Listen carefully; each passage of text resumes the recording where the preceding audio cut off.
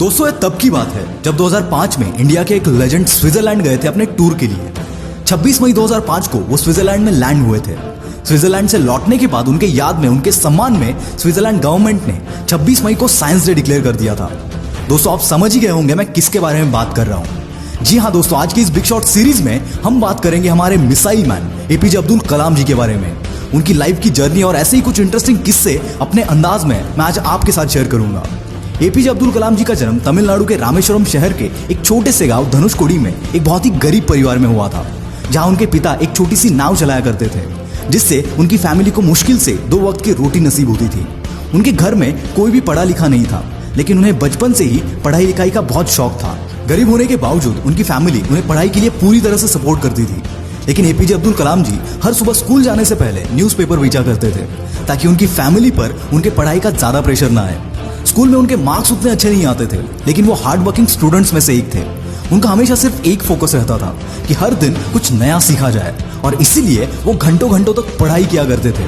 बचपन से ही वो इंडियन आर्म फोर्सेस के पायलट बनना चाहते थे, इसीलिए उन्होंने अपनी स्कूलिंग खत्म होने के बाद मद्रास इंस्टीट्यूट ऑफ टेक्नोलॉजी के तहत एरोस्पेस इंजीनियरिंग में एडमिशन लिया।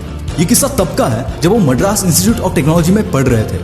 उस वक्त वो एक सीनियर क्लास कॉलेज के प्रोजेक्ट पर काम कर रहे थे, और उस प्रोजेक्ट के प्रोग्रेस को लेकर कॉलेज के डीन उनसे बहुत गुस्सा हो गए, और उन्होंने एपीजे अब्दुल कलाम जी से कहा कि अगर 3 दिन में ये प्रोजेक्ट कंप्लीट नहीं हुआ तो मैं तुम्हारी स्कॉलरशिप कैंसिल कर दूंगा। ये बात सुनकर एपीजे बहुत घबरा गए, और उन्होंने दिन रात बैठकर 3 दिन के अंदर उस प्रोजेक्ट को कंप्लीट कर दिया। ये देखकर उनके डीन बहुत खुश हो गए, और उन्होंने एपीजे अब्दुल कलाम जी से कहा कि मैं जानता था तुम्हें वो काबिलियत है, लेकिन मैं ये देखना चाहता था कि तुम में मुश्किल वक्त को सहन करने की क्षमता है या नहीं। कॉलेज खत्म होने के बाद जब एपीजे अब्दुल कलाम जी ने इंडियन आर्म फोर्सेस में फाइटर पायलट के पोस्ट के लिए अप्लाई किया, उस वक्त सिर्फ 8 वैकेंसीज ओपन थी, और बदकिस्मती से उनका 9 नंबर आया और वो आर्म फोर्सेस के लिए सिलेक्ट नहीं हो पाए। जिसके बाद उन्होंने Defence Research and Development Organisation यानी कि डीआरडीओ ज्वाइन की, जहां वो छोटे से होलक्राफ्ट डिजाइन किया करते थे। लेकिन वो डीआरडीओ में अपनी जॉब से खुश नहीं थे, क्योंकि उन्हें वहां कुछ नया सीखने नहीं मिल रहा था। तभी उनकी मुलाकात हमारे इसरो के फाउंडर विक्रम साराभाई जी से हुई। उनको एपीजे अब्दुल कलाम जी की मेहनत और हर वक्त कुछ नया सीखने की चाह बहुत पसंद आई, और उसके बाद उनका डीआरडीओ से इसरो में ट्रांसफर हुआ। इसरो में एपीजे अब्दुल कलाम इंडिया के सबसे पहले successful satellite launch SLV-3 Rohini के प्रोजेक्ट डायरेक्टर थे। उसके बाद उन्होंने कई प्रोजेक्ट्स इनिशिएट किए। 1980s में पृथ्वी मिसाइल सक्सेसफुली लॉन्च करने के बाद उन्हें नासा ने जॉब ऑफर करने की कोशिश की, लेकिन उन्होंने उसे ठुकरा दिया। पृथ्वी मिसाइल के सक्सेसफुल लॉन्च के बाद इंडियन कैबिनेट के तहत रिसर्च के लिए 3.88 बिलियन रुपीस के फंड्स अलॉट कर दिए। जिसके बाद एपीजे अब्दुल कलाम जी ने उनकी टीम के साथ मिलकर अग्नि, त्रिशूल, आकाश, नाग जैसे कई बड़े मिसाइल लॉन्च किए।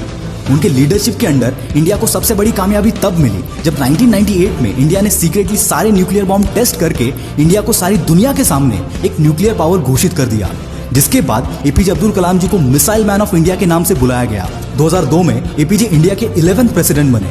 अपने प्रेसिडेंशियल टर्म के वक्त जब वो केरला विजिट के लिए गए थे, उस वक्त उन्होंने 2 लोगों को केरला के राजभवन में as a presidential guest invite किया था। वो 2 लोग कोई बड़े सेलिब्रिटी नहीं थे, बल्कि एक चपरासी और एक छोटे से होटल का मालिक था, जिनके साथ उनकी त्रिवेंद्रम में काम करते वक्त दोस्ती हो गई थी। ऐसा ही एक किस्सा 2005 का है, जब उनकी फैमिली राष्ट्रपति भवन में रहने आई थी। लगभग 10 दिन तक उनकी फैमिली के 52 लोग राष्ट्रपति भवन में थे, और उनके जाने के बाद एपीजे अब्दुल कलाम जी ने 3,52,000 अपनी फैमिली के रहने और खाने का खर्चा सरकार को दिया था। जब एक रिपोर्टर ने उनको ये पूछा कि आपने सरकार को पैसा क्यों दिया, तो उन्होंने जवाब देते हुए कहा था कि सरकार मेरे रहने और खाने का पैसा देती है, ना कि मेरे परिवार के। और इसी खुददारी ने पूरी दुनिया को इनसे प्यार करने पर मजबूर कर दिया। इनके पास जायदाद कोई नहीं थी अपनी किताबों के अलावा, पर अपनी कहानी से और अपने कामों से ये मिसाइल मैन पूरी दुनिया के लिए मिसाल बन गए।